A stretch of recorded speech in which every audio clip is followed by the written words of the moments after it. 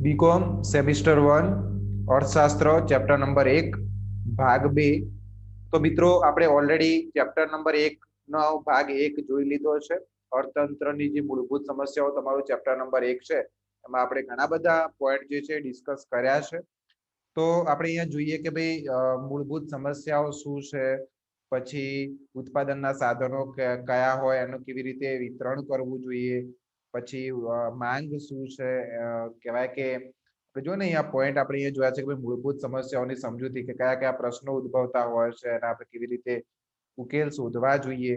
અને પછી આપણે આગળ જોયું હતું કે ભાઈ સાધનોનો ખરેખર પૂરેપૂરો ઉપયોગ થાય છે કે કેમ।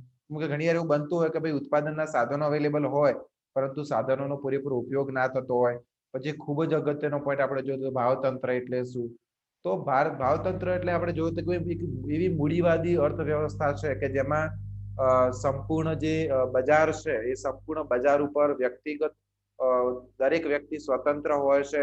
કોઈ પણ વ્યક્તિ એની રીતે પોતાનો બિઝનેસ ચાલુ કરી અને સામાજિક દ્રષ્ટિએ જેટલા પણ ઉત્પાદનના સાધનો રહેલા છે એ એનો ઉપયોગ કરી શકે છે। વ્યક્તિ કોઈ પણ વસ્તુનું ઉત્પાદન કરવા માટે સ્વતંત્ર છે, ગ્રાહકો છે કોઈ પણ વસ્તુની માંગ કરવા માટે સ્વતંત્ર છે। તો એ ભાવતંત્ર છે જેને આપણે યોગ્ય રીતે આપણા ગયા લેક્ચરમાં આપણે વ્યવસ્થિત ડિસ્કસ કરેલું। પછી આવકનો ચક્રીય પ્રવાહ શું છે, મતલબ કે જે સામાન્ય લોકો છે એ જમીન, મૂડી, શ્રમ અને નિયોજક આપી પેઢીઓને અને આવક મેળવે છે અને એની જ આવક પછી એ લોકો પેઢીઓ દ્વારા બનાવેલ ચીજ વસ્તુઓ અને સેવાઓનો ઉપયોગ કરવા ખાતર એ લોકો પાછી આપી દે છે। તો એવી જ રીતે કુટુંબથી પેઢીઓ અને પેઢીઓથી કુટુંબ વચ્ચે આવકનો જે છે એ પ્રવાહ થાય છે। પછી આપણે જોયું તો માંગ, પુરવઠો અને કિંમત કે ભાઈ માંગ અને કિંમત વચ્ચે શું સંબંધ છે, પુરવઠા અને કિંમત વચ્ચે શું સંબંધ છે, માંગ અને પુરવઠા વચ્ચે શું સંબંધ છે, તો અહીંયા આપણે ડિસ્કસ કરેલું।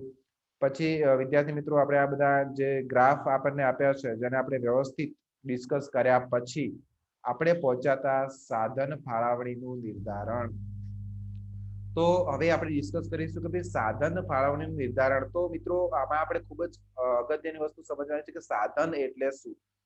તો આપણે સમજીશું કે સાધન એટલે કોઈ પણ જે ધંધાકીય એકમ છે તેને કોઈ પણ વસ્તુનું ઉત્પાદન કરવા માટે સાધનની જરૂર પડશે। સાધન એટલે શું, તો એને સૌથી પહેલા મૂડીની જરૂર પડશે। મૂડી એટલે પૈસા, કે ભાઈ કોઈ પણ વસ્તુનું ઉત્પાદન કરવા માટે એને પૈસા રોકવા પડશે, મશીન ખરીદવા પડશે। તો અલ્ટિમેટલી આપણે કહીએ છીએ કે ભાઈ મૂડીની જરૂર પડશે, પછી એને જે છે જમીનની જરૂર પડે છે, એને કર્મચારીઓની જરૂર પડે છે, કે શ્રમ આપણે કહીએ કે શ્રમ એટલે કર્મચારીઓ વગર કામ કોણ કરશે, તો કર્મચારીઓની જરૂર પડે છે। તો આ બધા ઉત્પાદનના સાધનો છે। તો હવે સાધનની ફાળવણી કેવી રીતે કરવી, તો શું ઉત્પન્ન કરવું ને કેટલા પ્રમાણમાં તે ગ્રાહકો દ્વારા નક્કી થાય છે। મતલબ કે ગ્રાહકો બજારમાં કઈ વસ્તુની માંગ કરી રહ્યા છે એ વસ્તુનું જ ઉત્પાદન કરવું પડશે। તો એ રીતે જ નક્કી કરવું પડશે। પછી તમે એ વસ્તુનું ઉત્પાદન કરવાનું નક્કી કરો છો કે જેની બજારમાં માંગ જ નથી, તો ખરીદશે કોણ। તો અલ્ટિમેટલી આ એક લોજિકલ વસ્તુ છે કે ભાઈ બજારમાં જે વસ્તુની માંગ હોય, જે વસ્તુની બજારમાં માંગ પૂરી ના થતી હોય, પૂરી સંતોષાતી ના હોય, એ વસ્તુનું જ ઉત્પાદન કરવું જોઈએ। તો આપણે જોઈશું કે ભાઈ ગ્રાહકો નાણું ખર્ચીને પોતાની પસંદગીઓ વ્યક્ત કરે છે। મતલબ કે ગ્રાહકો છે એ કોઈ વસ્તુ ખરીદવા માટે ઈચ્છે છે તો પૈસા આપીને વસ્તુ ખરીદવા માટે એમની ઈચ્છા વ્યક્ત કરે છે। હવે ગ્રાહકો એક્સ ને બદલે વાય વસ્તુ પસંદ કરતા હોય તો એક્સ ની માંગ ઘટશે અને વાય ની માંગ વધશે। કેમ કે ગ્રાહકો શું છે કે હવે વાય વસ્તુ પસંદ કરે છે તો એક્સ વસ્તુ તો ખરીદશે નહીં, કેમ કે એ વાય વસ્તુ પસંદ કરે છે। તો એમાં શું થવાનું છે કે જે વસ્તુ પસંદ કરે તો એ વસ્તુની માંગ વધશે। તો સમજવામાં બહુ સિમ્પલ છે, વધારે કઈ ડીપમાં સમજાવવાની જરૂર મને લાગતી નથી, જે રીતે અહીંયા લખ્યું છે તો પણ આપણે સમજીશું કે પરિણામે એક્સ ની કિંમત ઘટશે અને વાય ની કિંમત વધશે। માંગ અને કિંમતનો નિયમ આપણને ખબર છે કે ભાઈ જે વસ્તુની માંગ વધે છે, અહીંયા વાય ની માંગ વધે છે તો વાય ની કિંમતમાં પણ વધારો થશે। એક્સ ની માંગ ઘટે છે તો એની કિંમતમાં પણ ઘટાડો થશે। તો આપણને માંગનો નિયમ બહુ સારી રીતે ખબર છે। એક્સ ની સરખામણીમાં વાય નું ઉત્પાદક વધારે નફાકારક બનશે, કે વાય ની માંગ વધી રહી છે તો કોઈ પણ જે ઉત્પાદક છે એ કઈ વસ્તુ ઉત્પાદિત કરવાનું વિચારશે, વાય। કેમ કે એક્સ ની માંગ તો ઘટી રહી છે તો હવે એ વિચારશે કે હું વાય નું જ ઉત્પાદન કરીશ, તો વાય નું ઉત્પાદન પણ વધશે। આમ કિંમતોના ફેરફાર સાથે સાધન ફાળવણીને માંગના માળખાને અનુરૂપ બનાવવામાં આવે છે। આ જ કારણસર એમ કહેવામાં આવે છે કે મૂડીવાદમાં ગ્રાહક સર્વોપરી છે। ગ્રાહકને કેમ આપ પૂછી શકાય કે ભાઈ સમજાવો કે મૂડીવાદી અર્થતંત્રમાં ગ્રાહક સર્વોપરી છે, આ વાક્ય સમજાવો। તો પૂછી શકાય પરીક્ષામાં અને આપણે જવાબ એ રીતે લખવાનો હોય છે કે સૌથી પહેલા કઈ વસ્તુનું ઉત્પાદન કરવું એ ગ્રાહક દ્વારા થતી માંગ દ્વારા નક્કી કરવામાં આવે છે. તો સૌથી પહેલા ગ્રાહક માંગ કરે છે, એના આધારે નક્કી થાય છે કે કઈ વસ્તુનું ઉત્પાદન કરવું, અને એકવાર નક્કી થઈ જાય કે અચ્છા આ વસ્તુઓનું ઉત્પાદન કરવાનું છે, પછી એ વસ્તુને ઉત્પાદન કરવા માટે જે સાધનો છે, ઉત્પાદનના સાધનો, એનો પણ ઉપયોગ થતો હોય છે. મતલબ કે જે શરૂઆત છે એ ગ્રાહક દ્વારા થતી માંગ દ્વારા થાય છે, અને ગ્રાહકની માંગ જેમ જેમ બદલાતી રહેશે એવી જ રીતે ઉત્પાદિત થતી વસ્તુઓ પણ બદલાતી રહેશે, અને જે એના સાધનો છે એ પણ બદલવાની જરૂર પડશે. તેથી કહી શકાય કે ભાઈ ગ્રાહક મૂડીવાદી અર્થતંત્રમાં ગ્રાહક જે છે એ સર્વોપરી છે. ઉત્પાદક સેવકો છે. સેવકો કેમ કહીએ કે ભાઈ ગ્રાહકોને જે વસ્તુની જરૂરિયાતો છે એ વસ્તુ ઉત્પાદિત કરીને આપશે, એટલે એ સેવકો છે. જે ગ્રાહકોના આદેશોને અનુસરે છે. ગ્રાહકોના આદેશોનું પાલન કરનારા ઉત્પાદકોને નફો મળે છે. ઉત્પાદન કરીને વેચવાથી ફાયદો છે. તો અલ્ટિમેટલી આપણને બહુ સારી રીતે ખબર છે કે આપણે બજારમાંથી કોઈ પણ વસ્તુ ખરીદીએ છીએ તો જે કંપનીની વસ્તુ ખરીદીએ નફો પણ પડતો હોય છે. એટલે વસ્તુ વેચવાથી નફો મળે છે, અને ગ્રાહકોને જે વસ્તુ જોઈએ છે એ પણ મળી રહે છે. ગ્રાહકો વસ્તુના પૈસા આપવા માટે તૈયાર છે, નાણું આપવા માટે તૈયાર છે. તો અલ્ટિમેટલી આખી જે પ્રોસેસ છે એ દ્વારા નક્કી થાય છે ભાઈ સાધનોની ફાળવણી કેવી રીતે કરવી. મતલબ કે જે વસ્તુની માંગ હશે, સાધનોની ફાળવણી રીતે થશે. જે વસ્તુની માંગ વધારે એ વસ્તુનું ઉત્પાદન કરવા માટે ઉત્પાદકો પ્રેરાશે. તો સાધનો જે છે, મતલબ કે પૈસા જે છે, શ્રમિકો જે છે, જમીન છે, તો ઉત્પાદનના જેટલા પણ સાધનો છે એનો ઉપયોગ એવી વસ્તુનું ઉત્પાદન કરવા માટે કરવામાં આવશે કે જેની બજારમાં જરૂર હોય. હવે તમારી પાસે પૈસા છે, મતલબ કે એક ઉત્પાદનનું સાધન છે, મની છે, મૂડી છે. હવે તમે એ મૂડીનો ઉપયોગ એવી વસ્તુનું ઉત્પાદન કરવા માટે કરો છો કે જેની બજારમાં માંગ જ નથી, તો એ તો શક્ય નથી. મતલબ કે તમે આવા ડિસિઝન ના લઈ શકો. તો અલ્ટિમેટલી કહેવાનો મતલબ એ છે કે ભાઈ બજારમાં જે વસ્તુઓની માંગ હોય, ઉત્પાદનના જે સાધનો છે એની ફાળવણી પણ એ ધોરણે જ થશે. એટલે કે ઉત્પાદનના જે સાધનો છે એનો ઉપયોગ કરીને એવી વસ્તુઓ જ ઉત્પાદિત કરવામાં આવશે કે જેની બજારમાં માંગ હોય. હવે વિદ્યાર્થી મિત્રો આપણે આગળ જોઈશું ઉત્પાદન પદ્ધતિનું નિર્ધારણ. તો જો ઉત્પાદન પદ્ધતિના નિર્ધાર દ્વારા એક આર્થિક વિકાસ પણ થતો હોય છે. કેવી રીતે થાય આપણે જોઈએ તો જનરલી કોઈ પણ જે ઉત્પાદક છે, કોઈ પણ જે ધંધાકીય પેઢી છે, એવી પદ્ધતિ અપનાવવા માંગશે કે જેમાં ઓછા ખર્ચે વધારે ઉત્પાદન કરી શકાય. દાખલા તરીકે હું કોઈ એક વસ્તુનું ઉત્પાદન કરું છું, અને એ ઉત્પાદન કરવા માટે મને 8 રૂપિયા ખર્ચો થાય છે. તો અને બજારમાં એ વસ્તુ હું 10 રૂપિયામાં વેચું છું, કે બજારમાં મારા બીજા હરીફ લોકો છે, બીજી કંપનીઓ છે, મારા જેવી જ વસ્તુ હોય છે, એ લોકો 10 રૂપિયામાં જ વેચે છે. તો મારે પણ 10 રૂપિયામાં જ વેચવી પડશે, કેમ કે એનાથી વધારે હું વેચીશ તો મને કોમ્પિટિશન નડે છે, એટલે વેચી નહીં શકું. તો હવે હું ભાવ તો વધારી શકું એમ નથી, પરંતુ મારી પાસે 2 રૂપિયા માર્જિન રહે છે. 8 રૂપિયા હું બનાવું છું, મને પડતર 8 રૂપિયાની રહે છે, અને વેચું છું 10 રૂપિયામાં. હવે મેં મારી ઉત્પાદન પદ્ધતિને બદલાવ કર્યો. મતલબ કે હું જે વસ્તુનું ઉત્પાદન કરતો હતો એમાં જે પદ્ધતિનો ઉપયોગ કરતો હતો એમાં મેં બદલાવ કર્યો, અને હવે હું એ વસ્તુને નવી ઉત્પાદન પદ્ધતિ દ્વારા, દાખલા તરીકે નવા મશીન લાયા હોય, કે પછી મેં સારા યોગ્ય કુશલ કર્મચારીઓ લીધા હોય, કે પછી મેં કોઈ પણ મારી ઉત્પાદન પદ્ધતિમાં મેં નવી ટેકનોલોજી અપનાવી હોય, તો એવી કોઈ પણ વસ્તુને, કોઈ પણ સાધનનો યોગ્ય યુટિલાઇઝેશન કરીને અથવા કોઈ પણ રીતે ઉત્પાદન પદ્ધતિને બદલીને હવે હું સફળતાપૂર્વક એ જે વસ્તુ મને 8 રૂપિયામાં પડતી હતી એને હવે હું 6 રૂપિયામાં બનાવી શકું છું. મતલબ કે મેં કોઈ પણ ટેકનોલોજી અપનાવી, હવે હું એ વસ્તુ 6 રૂપિયામાં બનાવું છું, અને બજારમાં મારી વસ્તુ કેટલા રૂપિયા વેચાય છે? 10 રૂપિયામાં. તો મને કેટલા રૂપિયા મળશે? નવો પ્રોફિટ માર્જિન 4 રૂપિયા મળે છે. વસ્તુ દીઠ 4 રૂપિયા મળે છે. તો એવી જ રીતે ઉત્પાદન પદ્ધતિનું નિર્ધારણ થાય છે. દરેક ઉત્પાદક શું કરશે? દરેક ઉત્પાદક જે છે એની એવી ઉત્પાદન પદ્ધતિ નક્કી કરવાનું વિચારશે કે જેમાં ઓછામાં ઓછો ખર્ચ થતો હોય. તો આપણે વાંચીએ એમાં શું લખ્યું છે. આ પ્રશ્ન સાધન સંયોજનની પસંદગીનો છે. સામાન્ય રીતે કોઈ એક વસ્તુના ઉત્પાદન માટે એકથી વધુ ઉત્પાદન પદ્ધતિઓ ઉપલબ્ધ હોય છે. ઉત્પાદકો એવી પદ્ધતિ પસંદ કરે છે કે જેમાં જે ઓછામાં ઓછી ખર્ચાળ હોય, કારણ કે ઉત્પાદન ખર્ચ ઘટાડીને નફો વધારી શકાય છે. તમને મેં અત્યારે જ સમજાવ્યું, અને પ્રત્યેક ઉત્પાદકનો હેતુ મહત્તમ નફો મેળવવાનો હોય છે. અહીંયા આપણને ઉદાહરણ તરીકે પણ આપ્યું છે. થોડુંક આપણે ઓલરેડી સમજી લીધું છે, સારું એવું ઉદાહરણ, તો આપણે એમાં કઈ ખાસ વધારે પડતી સમજ લેવાની જરૂર મને લાગતી નથી. તેમ છતાં તમે વાંચી શકો છો કે ઘણા બધા ઉત્પાદન પદ્ધતિમાં કેવું હોય છે કે કેવી રીતે ઉત્પાદન પદ્ધતિ ચેન્જ કરાય. તો એવું બની શકે કે દાખલા તરીકે મશીન છે, આપણી જે મૂડી છે એ વધારે ખર્ચાળ છે, તો આપણે વિચારીશું કે એના કરતા તો વધારે શ્રમિકો લાવી દઈએ. મતલબ કે મશીન કરતા બીજા કામ, એક મશીન છે 10 લોકોનું કામ કરતી હોય, પણ દાખલા તરીકે મશીનનો મેન્ટેનન્સ ખર્ચ જેટલો બધો આવતો હોય, એના કરતા બેટર છે કે મશીન આપણે નહીં વાપરવું, આપણે બીજા 10 વ્યક્તિને બોલાવીને મેન્યુઅલી કામ કરાવીએ. અથવા અમુકમાં એવું હોય કે ભાઈ મજૂરોને વધારે પડતો કહેવાય ને કે ભાઈ વેતન આપવું પડતું હોય, તો કંપની એવું પણ વિચારી શકે કે આપણે મજૂરો ઓછા કરી દો અને મશીનો લાવી દો, મશીન દ્વારા કામ કરીશું. તો બે માંથી જે અમને વધારે સસ્તું પડતું હોય, વધારે ઇકોનોમિક રહેતું હોય, વધારે વાજબી રહેતું એ ઉત્પાદન પદ્ધતિ એ લોકો અપનાવશે. તો એવી રીતના સાધન સંયોજન એ લોકો યુઝ કરશે. તો આ રીતે આપણે જોયું કે ઉત્પાદન પદ્ધતિનું નિર્ધારણ એવી રીતે થાય છે કે જે ઉત્પાદન પદ્ધતિ સૌથી સસ્તી હોય, જેમાં સૌથી ઓછી કોસ્ટ લાગતી હોય, એ પદ્ધતિ જ અપનાવવામાં આવશે. હવે આપણે જોઈશું રાષ્ટ્રીય ઉત્પાદનની વહેંચણી. રાષ્ટ્રીય ઉત્પાદનની વહેંચણી મતલબ કે દેશમાં તમામ જેટલા પણ ઉત્પાદનના સાધનો આવેલ છે, તો એમાં કઈ વસ્તુનું ઉત્પાદન કરવા માટે એ સાધનોનો ઉપયોગ થાય છે. મતલબ કે પાયાની જરૂરિયાતો સંતોષવી ખૂબ જરૂરી છે. રોટી, કપડાં, મકાન, પાયાની જરૂરિયાતો કે જે આપણે જીવન જીવવા માટે જરૂરી છે. તો ઉત્પાદનના જેટલા પણ સાધનો છે, પછી મૂડી હોય, શ્રમ હોય, જમીન હોય, તો ઉત્પાદનના જેટલા પણ સાધનો છે, એ તમામ સાધનોને આપણે જે જીવન જરૂરી વસ્તુઓ, જે પાયાની વસ્તુઓ છે, એ સંતોષવા માટે ઉપયોગ કરવો જોઈએ. તો હવે આપણા દેશમાં જે કુલ રાષ્ટ્રીય મતલબ કે સમગ્ર દેશમાં જેટલા પણ ઉત્પાદનના સાધનો છે, એની વહેંચણી કેવી રીતે થાય છે અને આપણે સમજીશું. વ્યક્તિઓ વચ્ચે રાષ્ટ્રીય ઉત્પાદનની વહેંચણીમાં સાધન કિંમતો નિર્ણાયક ભાગ ભજવે છે. વ્યક્તિની આવકનો આધાર બે બાબતો પર હોય છે. તેની પાસે ઉત્પાદનના સાધનો કેટલા છે, મતલબ કે જમીન, શ્રમ વગેરે કેટલા પ્રમાણમાં છે, અને સાધનોની કિંમત કઈ સપાટીએ છે.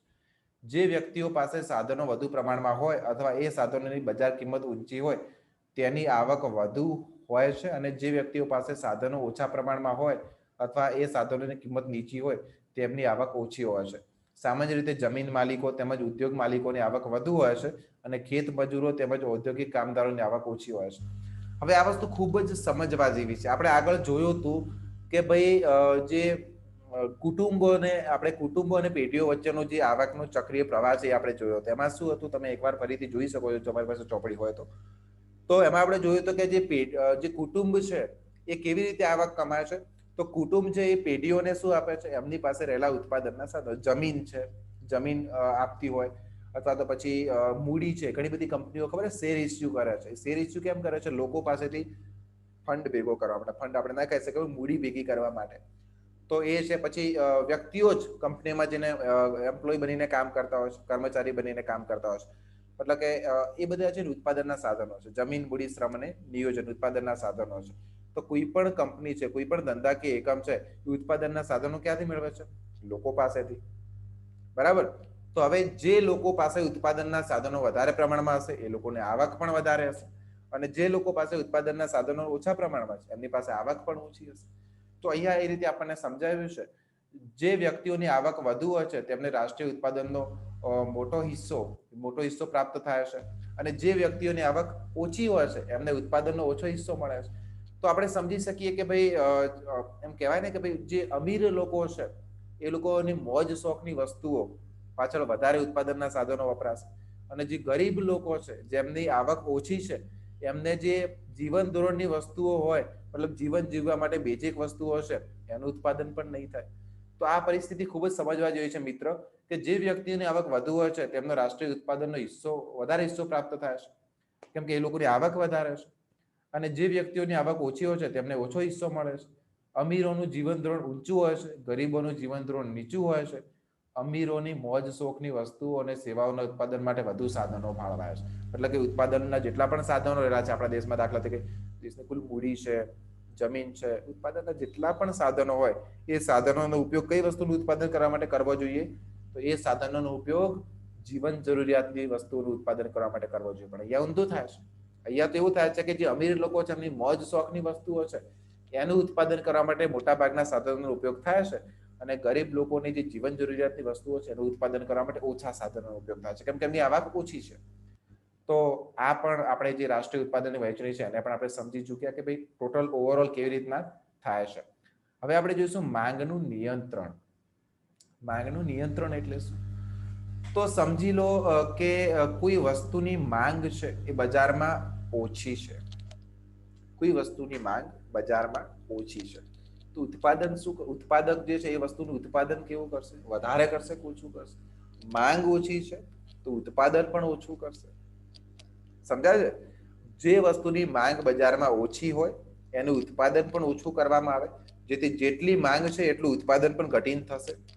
તો એ માંગનું નિયંત્રણ થાય છે, માંગ અને હવે ઉત્પાદન પુરવઠો છે એ બંને સરખા થાય છે.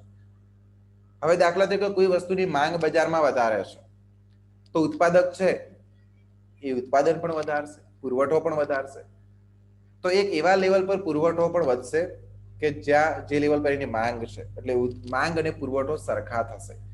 તો અને ત્યાં જતા એની માંગ વધવાનું બંધ થઈ જશે, કેમ કે માંગ અને પુરવઠો હવે સરખા છે. તો આ રીતે માંગનું નિયંત્રણ પણ થઈ શકે છે. આપણે વાંચીશું કે વધારેમાં ડીપમાં જવાની જરૂર નથી, સાધનની અછત છે તેથી કોઈ પણ વસ્તુનું ઉત્પાદન લોકોની જરૂરિયાત કરતા ઓછું હોય છે. આથી વસ્તુનો ઉપલબ્ધ પુરવઠો લોકો વચ્ચે કઈ રીતે વહેંચવો એ પ્રશ્ન ઉભો થાય છે. મૂડીવાદમાં આ પ્રશ્નનું નિરાકરણ બજાર કિંમત દ્વારા મેળવવામાં આવે છે.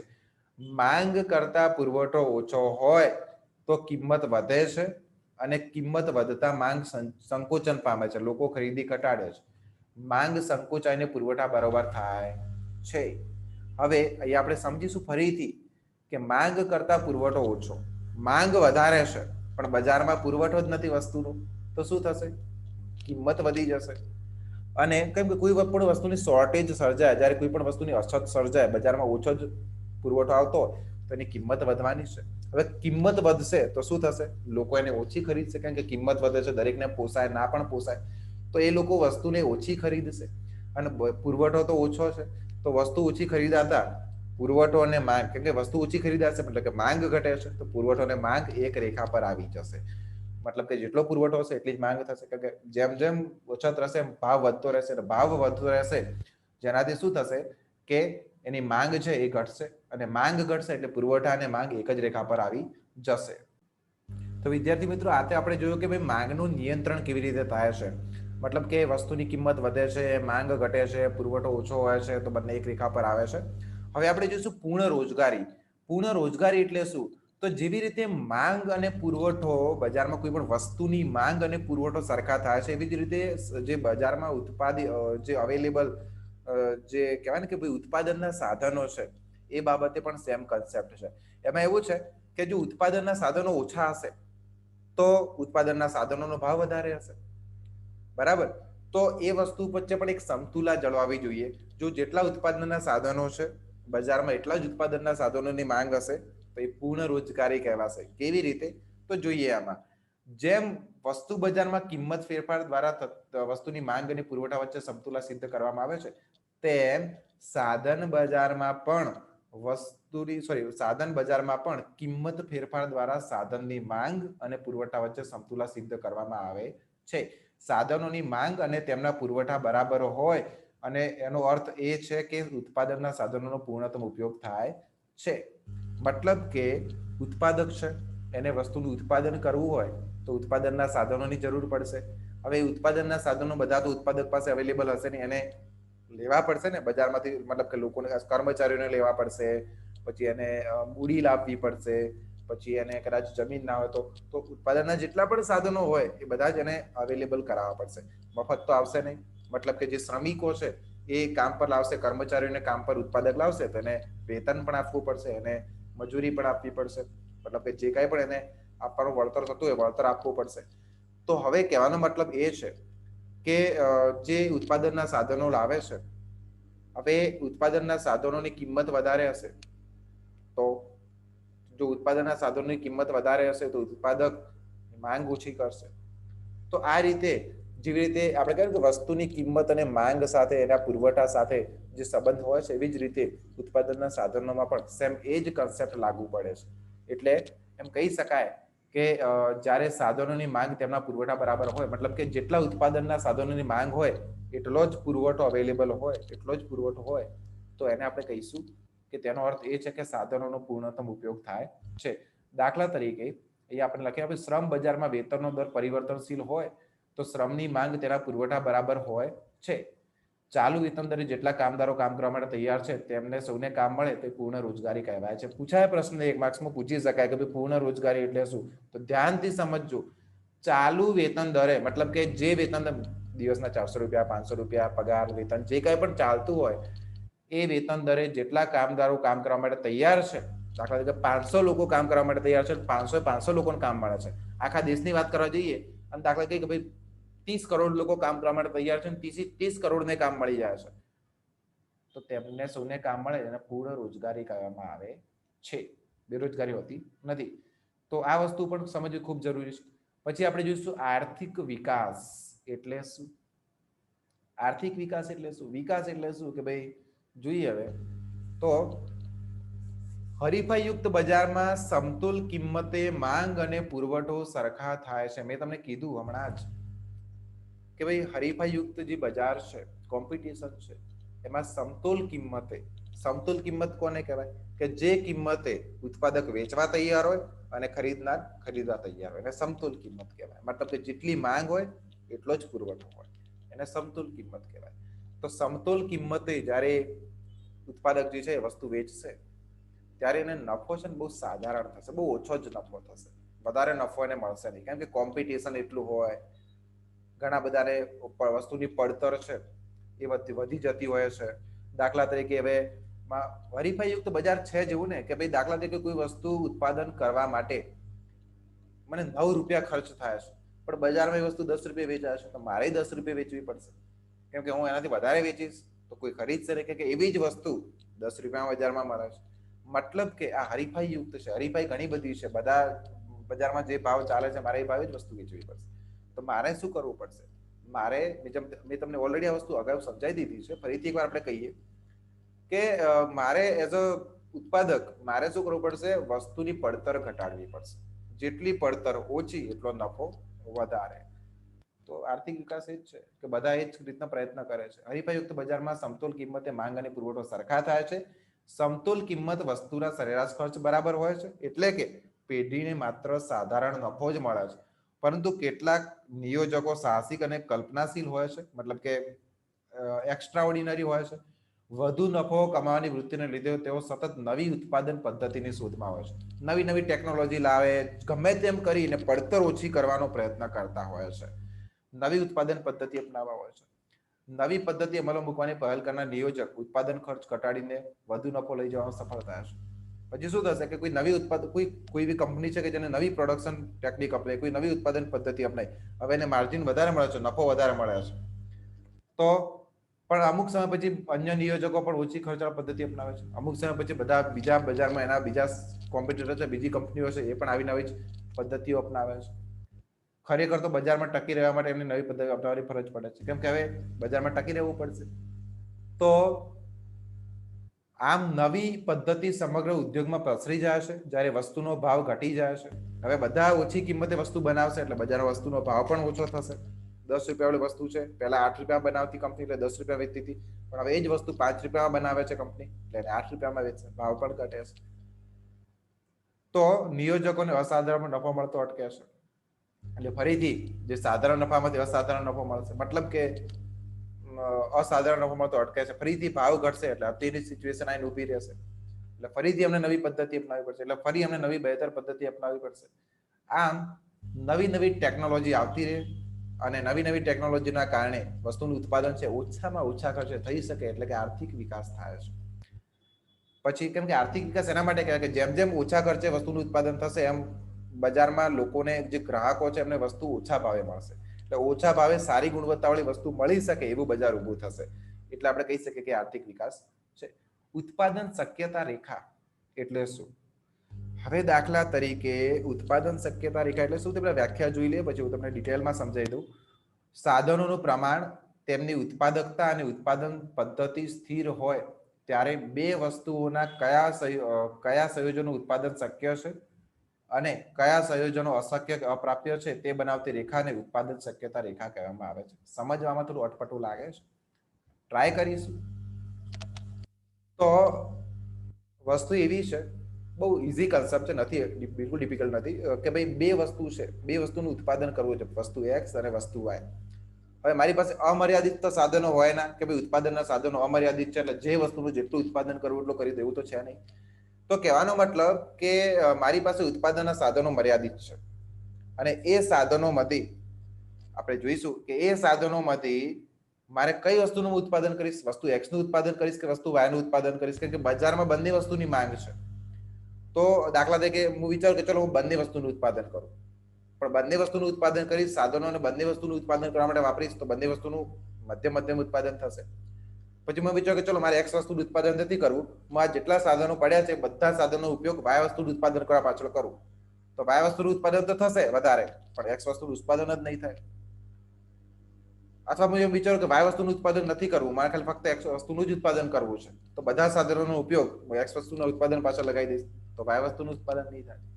મતલબ કે એક એવું સંયોજન અપનાવવું પડશે કે જેમાં બંને વસ્તુનું ઉત્પાદન શક્ય બને અને વધારે થાય. તો આપણે અહીંયા આ પરિસ્થિતિ આપણે અહીંયા સમજી શકીએ છીએ, વધારે ડીપમાં કઈ જવાની જરૂર નથી. આપણે આ સંયોજનો એટલે ઉત્પાદનના સાધનો બધા એક સાથે હોય અલગ અલગ સંયોજનમાં.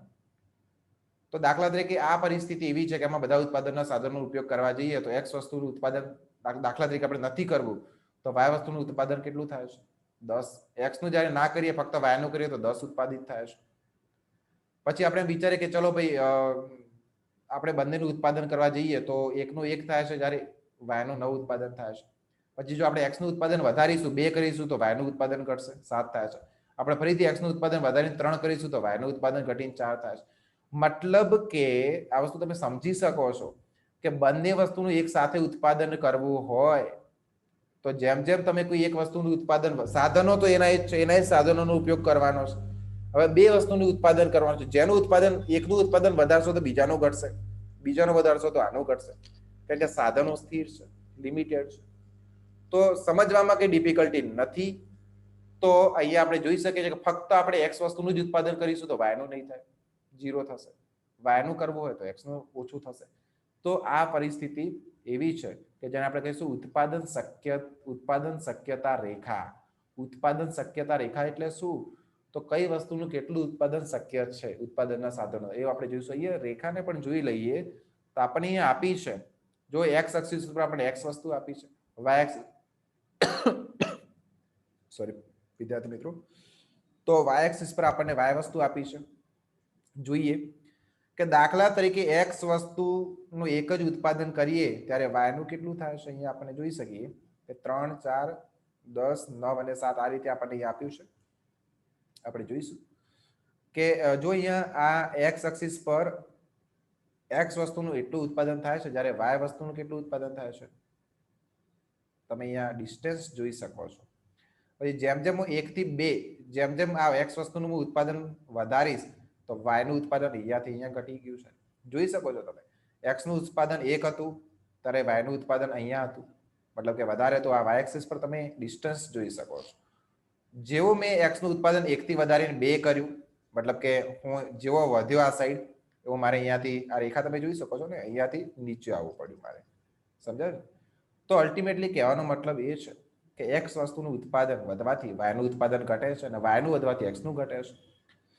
પછી વિદ્યાર્થી મિત્રો આપણે અહીંયા જોઈશું ભાઈ શું ઉત્પન્ન કરવું છે, કેટલા પ્રમાણમાં, એ બધા પ્રશ્નો ઊભા થાય છે ઉત્પાદન શક્યતા રેખા પરથી કે ભાઈ કઈ વસ્તુનું ઉત્પાદન કરવું જોઈએ, કેટલું કરવું જોઈએ, કેવી રીતે કઈ ઉત્પાદન પદ્ધતિ અપનાવવી જોઈએ. પછી સમાજના વિભિન્ન વર્ગો વચ્ચે વસ્તુ અને સેવાઓની વહેંચણીની સમસ્યા, કારણ કે જે રીતે આપણે પહેલા જોયું કે ભાઈ અમીર લોકો છે ને એમને બેઝિક જરૂરિયાતો સંતોષ થાય જ છે. હવે એ લોકોને શું મોજ શોખની વસ્તુનું ઉત્પાદન કરવા પાછળ બધા સાધનો વપરાઈ જશે, તો જે ગરીબ લોકોને બેઝિક જીવન જરૂરિયાતની વસ્તુ પણ પૂરતી મળતી નથી, એનું ઉત્પાદન કેવી રીતે કરીશું? તો એ પણ એક બહુ મોટો પ્રશ્ન છે. પછી આપણે આગળ જોવા જઈએ તો સમાજને ઉપલબ્ધ સાધનોનો પૂર્ણતમ ઉપયોગ થાય છે કે નહીં. પછી એવું ના બને કે સાધનો પડ્યા રહે વણ વપરાયેલા અને લોકોની જરૂરિયાતો પણ સંતોષાતી ના હોય, તો એવું ના બનવું જોઈએ. સાધનોનો સંપૂર્ણપણે ઉપયોગ થવો જોઈએ, એવી વસ્તુના ઉત્પાદન પાછળ થવો જોઈએ કે જે પ્રાથમિક જરૂરિયાત હોય, ખૂબ જરૂરી હોય. એકવાર બધી વસ્તુ એકવાર બધી પ્રાથમિક જરૂરિયાતો સંતુષ્ટ જાય પછી મોજ શોખની વસ્તુનું ઉત્પાદન કરવું જોઈએ. તો એ પણ એક પ્રશ્ન છે. આપણે આ વસ્તુ પણ જોવા જેવી છે કે અર્થતંત્રની ઉત્પાદન ક્ષમતામાં ક્રમશ વૃદ્ધિ થાય છે કે નહીં. મતલબ એવું પણ શક્ય બને ને કે ભાઈ એક એવું સંયોજન હતું કે જેમાં એક્સ વસ્તુનું ઉત્પાદન એટલું થતું હતું અને વાય વસ્તુનું ઉત્પાદન એટલું થતું હતું, પણ હવે મેં નવી ટેકનોલોજી લાવી છે, હવે મેં નવી ઉત્પાદન પદ્ધતિ, હું અલગ રીતે ઉત્પાદન કરું છું, એટલે હું બંનેમાં એક્સનું પણ ઉત્પાદન વધારીશ, વાયનું પણ ઉત્પાદન, બંનેનું ઉત્પાદન એક સાથે વધારીશ. અહીંયા તમે જોઈ શકો છો કે અહીંયા આપણને પોઈન્ટ શું આપ્યો છે? પોઈન્ટ આપે છે અર્થતંત્રની ઉત્પાદન ક્ષમતામાં ક્રમશ વૃદ્ધિ થાય છે. એ પ્રશ્ન ઉત્પાદન શક્યતા રેખા દ્વારા સમજાવી શકાય છે. સાધન પુરવઠામાં અભિવૃદ્ધિ થાય અથવા સાધન પુરવઠો સ્થિર હોય પણ ટેકનિકલ પ્રગતિના લીધે સાધનની ઉત્પાદકતા વધે તો અર્થતંત્રની ઉત્પાદન ક્ષમતામાં સુધારણા થાય છે. બંને વસ્તુઓનું ઉત્પાદન વધારી શકાય છે. ઉત્પાદન શક્યતા જમણી તરફ ઊંચે ગતિ કરે છે, જેમ કે આકૃતિ 6 માં દર્શાવ્યું છે. તમે જોઈ શકો છો આ ઉત્પાદન રેખા છે. પહેલા એટલું ઉત્પાદન થતું, હવે એટલું થાય છે. મતલબ કે x વસ્તુ પણ વધે, આ y વસ્તુ પણ વધે છે અને x વસ્તુ પણ વધે છે. પછી વિદ્યાર્થી મિત્રો આપણે આગળ જોઈશું ભાવતંત્રની કામગીરીનું મૂલ્યાંકન. વધારે ઇમ્પોર્ટન્ટ નથી, ડિસ્કસ કરી લઈશું એકવાર શાંતિથી. ભાવતંત્ર એટલે શું?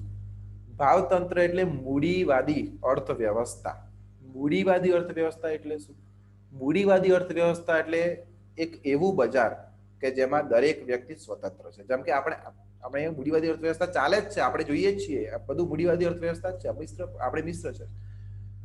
તો મૂડીવાદી અર્થવ્યવસ્થા પણ આપણામાં એક્ઝિસ્ટેડ છે કે જેમાં જે ઉત્પાદક છે એ કોઈ પણ વસ્તુનું ઉત્પાદન કરી શકે છે, બરાબર, અને ગ્રાહક છે કોઈ પણ વસ્તુની માંગ કરી શકે છે. ગ્રાહક જે છે, જે કુટુંબ છે, વ્યક્તિઓ છે, એમની પાસે જે ઉત્પાદનના સાધનો છે એ સાધનોનો ઉપયોગ કોઈ પણ વસ્તુનું ઉત્પાદન કરવા પાછળ પણ કરી શકાતા હોય છે. તો દરેક વ્યક્તિ આમાં કેવો છે? આઝાદ છે, સ્વતંત્ર છે.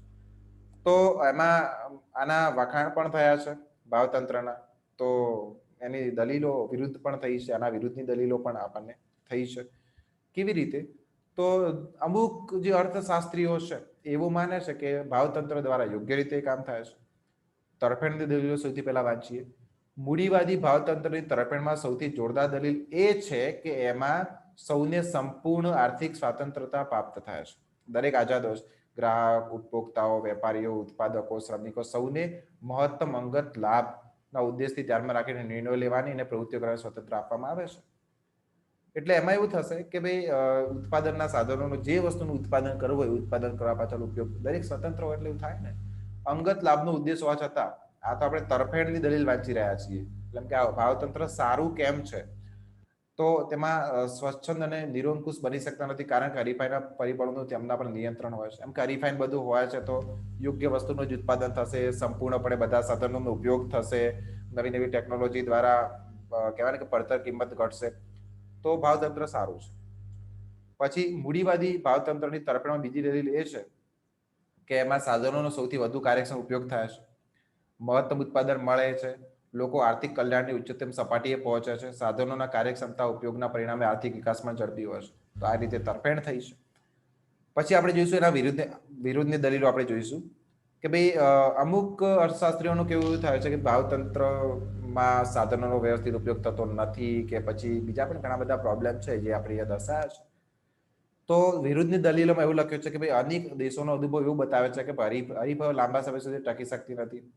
તે અમુક કારણો પામે નષ્ટ પામે છે. હરીફાઈયુક્ત બજારમાં ઉત્પાદનને માત્ર સાધારણ નફો મળે છે. અસાધારણ નફો મેળવવાની લાલચમાં તેઓ જોડાણ રચે છે અથવા અનૈતિક રીત રસમો દ્વારા હરીફોને આંકી મૂકે છે. જોડાણ રચવું એટલે મર્જર આઈડિયા અને વડાપણ ભેગા થઈ ગયા, કોમ્પિટિશન વધ્યું, જીઓ માર્કેટમાં આવ્યું. તો મતલબ કહેવાય ને કે ભાઈ હરીફાઈ એટલું બધું, પહેલા આઈડિયા ને વડાપણ એકબીજાના હરીફમાં ચાલતા હતા, હવે ભેગા થઈ ગયા છે. મતલબ કે બંને એક જ કંપની ભેગા મળીને બિઝનેસ ચલાવે છે. તો આવી રીતે બજારમાં હરીફાઈ પણ ઓછી થતી હોય છે. પછી બીજા હરીફોને બીજી કોઈ પણ પદ્ધતિઓ અપનાવીને બજારમાંથી આંકી મૂકવામાં આવતા હોય છે. તો એમ કહેવામાં આવે છે કે ભાઈ જે તરફેણમાં કીધું છે ને કે હરીફાઈના કારણે બધા સાધનોનો ઇષ્ટતમ ઉપયોગ થાય છે, એવું કદાચ શક્ય નથી બનતું, એવું અમુક લોકોનું માનવું થાય છે. પછી સાધન ફાળવણી લોકોની જરૂરિયાતો અનુરૂપ હોતી નથી. આવકની વહેંચણી અસમાન હોય છે, તેથી ગરીબી અને જરૂરિયાતોના પગલે અમીર લોકોનું મોજ શોખ. આ વસ્તુ પણ થાય છે કે ભાઈ સાધન ફાળવણી લોકોની જરૂરિયાતને અનુરૂપ હોતી નથી.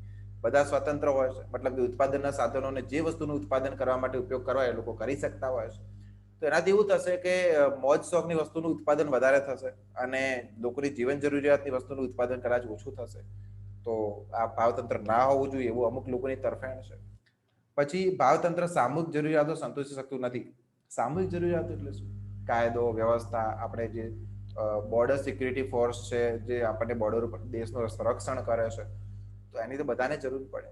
પણ એ ભાવતંત્ર એટલે કે સ્વતંત્ર વ્યક્તિ ના સંતોષે, એને સરકાર પર આધાર રાખવો પડે. તો સરકારી વસ્તુઓ છે, મતલબ કે કોઈ એક વ્યક્તિ કે એક કંપની આ બધું થોડું કરે, મતલબ સામૂહિક જરૂરિયાતો તો ના સંતોષી શકે ને, જે બધા આખા દેશમાં દરેક લોકોને જેની જરૂર હોય. તો એના માટે આપણે વાંચીશું આમાં શું લખ્યું છે કે ભાઈ ભાવતંત્રની સામૂહિક જરૂરિયાતો સંતોષી શકતું નથી. કાયદોની વ્યવસ્થા તેમજ સંરક્ષણ સામૂહિક સેવાઓ છે, એના બજાર નથી. આ કોઈ બજારમાં ના મળે, એની બજાર કિંમત નથી. એની વપરાશ સામૂહિક રીતે થાય છે, વ્યક્તિગત રીતે એની ખરીદી કરી શકાતી નથી. દરેક દેશમાં સામૂહિક સેવાઓ સરકાર દ્વારા પૂરી પાડવામાં આવે છે. કઈ સામૂહિક સેવાઓ? મેં તમને કીધું બોર્ડર સિક્યુરિટી ફોર્સ, મતલબ કે સંરક્ષણની વસ્તુઓ છે, આર્મી છે, આ બધી વસ્તુ સરકાર દ્વારા પૂરી પાડવામાં આવે છે અને કરવેરા દ્વારા નાણાં ઉઘરાવીને તેને નિભાવવામાં આવે છે. અને સરકાર બધા જે આર્મી છે આપણા દેશની એને સેલેરી હોય આ તે, તો આ બધું કેવી રીતે ક્યાંથી લાવે છે પૈસા સરકાર? તો લોકો જે નાગરિકો છે એમની પાસે ટેક્સ ઉઘરાવીને આ બધી વસ્તુને મેનેજ કરે છે. તો આ રીતે આપણે કહી શકીએ કે ભાઈ ભાવતંત્રમાં આ વસ્તુ પણ પોસિબલ નથી. મુક્ત ભાવતંત્રમાં સમાજનો કુલ ખર્ચ હંમેશા અર્થતંત્રની કુલ ઉત્પાદનતા ક્ષમતા બરાબર હોતો નથી. પરિણામે આર્થિક જીવન અસ્થિર બની જાય છે. કુલ ખર્ચ ઉત્પાદનથી ઓછો હોય છે ત્યારે મંદી, બેરોજગારી સર્જાય છે. પરિસ્થિતિના આધીન મંદી, બેરોજગારી, ફુગાવો પણ થતો હોય છે. તો એના કારણે એમ કે ભાવતંત્ર જે છે એ ના હોવું જોઈએ એવું માનવામાં આવે છે. હવે વિદ્યાર્થી મિત્રો, આપણો આ ચેપ્ટરનો છેલ્લો પોઈન્ટ છે જેને આપણે સમજીને આ ચેપ્ટરને અહીંયા પૂરું કરીશું. એ શું છે? ભાવતંત્રની મર્યાદાઓ. જેમ કે આપણે હમણાં જોઈ, ભાવતંત્રની મર્યાદાઓ જ છે. હા, તો એટલું ચેપ્ટર છે. તમારે 4 જ પોઈન્ટ ડિસ્કસ કરવાના છે, પછી આ તમારું પહેલું ચેપ્ટર છે એ પૂરું થશે. તો ભાવતંત્રની મર્યાદાઓ એટલે શું? આપણે અત્યારે જોતા હતા ભાવતંત્રની મર્યાદા છે, 4 મર્યાદા છે. એક તો અપૂર્ણ હરીફાઈ. જેમ કે મેં તમને હમણાં જ કીધું કે પૂર્ણ હરીફાઈ રહેતી નથી. કંપનીઓ મર્જ થઈ જતી હોય છે, બીજી કંપનીઓને બજારમાંથી નીકાળી દેવામાં આવતી હોય છે, માટે કે ગમે તે રીતે ટેકનોલોજીકલ અથવા તો બીજી કોઈ પણ પદ્ધતિનો ઉપયોગ કરીને, અને ઇજારાશાહી પદ્ધતિ બની જાય છે. હવે ઇજારો હોય તો કંપની કહેવાય ને કે કોઈ પણ ભાવ લઈ શકે. બીજું કોઈ કંપની જ નથી, તમારે વસ્તુ ખરીદવી હોય તો એ કંપનીની જ ખરીદવી પડે, તો કંપની મન મરજી મુજબ ભાવ લેતી હોય છે. તો એ ભાવતંત્રમાં શક્ય છે. એટલે એ એની મર્યાદાઓ છે. એ મર્યાદાઓ છે. બીજી મર્યાદા છે બાહ્ય અસરો. બાહ્ય અસર એટલે શું? કે ભાઈ ઉત્પાદનના સાધનોનો ઉપયોગ એવી વસ્તુનું ઉત્પાદન કરવા માટે થતો હોય કે જેનાથી પર્યાવરણને નુકસાન થતું હોય, બરાબર, અને એ બધી અસરો છે એ નડતી હોય છે. કેવી રીતે? એમની પોઝિટિવ પણ અસર હોય છે, નેગેટિવ પણ અસર હોય છે. અને પોઝિટિવ અસર એવી કે દાખલા તરીકે કોઈ શિક્ષિત વ્યક્તિ છે એ પોતાના શિક્ષણનો ઉપયોગ કરી સમાજને લાભ આપતો હોય છે.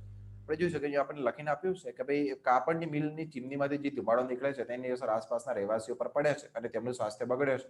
પણ કાપડના ઉત્પાદન ખર્ચમાં અસરની ગણતરી કરવામાં આવતી નથી. હવે લોકોનું સ્વાસ્થ્ય બગડે કેમ કે મિલમાંથી, કારખાનામાંથી ધુમાડા નીકળે, લોકોનું સ્વાસ્થ્ય આજુબાજુ રહેતા બગડે, એ લોકોને ખર્ચ તો આવે, બીમાર પડે આ તે. પણ શું એ ખર્ચ જે આવ્યો એ કોના કારણે? ઉદ્યોગના કારણે જ આવ્યો. પણ ઉદ્યોગના ઉત્પાદન ખર્ચમાં તો એ ખર્ચનો સમાવેશ થશે જ નહીં. લોકો બીમાર પડે એ ખર્ચ થોડો અંદર સમાવેશ થવાનો છે. તો આ રીતે બાહ્ય અસરો પણ નડે છે. પછી સામૂહિક જરૂરિયાતની વસ્તુઓ, જે મેં તમને કીધું કે જે આર્મી છે, સંરક્ષણ છે, એની વસ્તુઓનું ઉત્પાદન ભાવતંત્રમાં પોસિબલ નથી. મતલબ કે વ્યક્તિગત ધોરણે શક્ય નથી. એ તો સરકાર ઉપર જ આધાર રાખવો પડતો હોય છે. અને અસમાનતા, મતલબ કે અમીર વ્યક્તિ સતત અમીર બનતા જશે, ગરીબ વ્યક્તિ ગરીબ બનતા જશે. તો કહેવાનો મતલબ એ છે કે વ્યક્તિ સ્વતંત્ર હોય છે ઉત્પાદનના સાધનોનો ઉપયોગ કરવા માટે.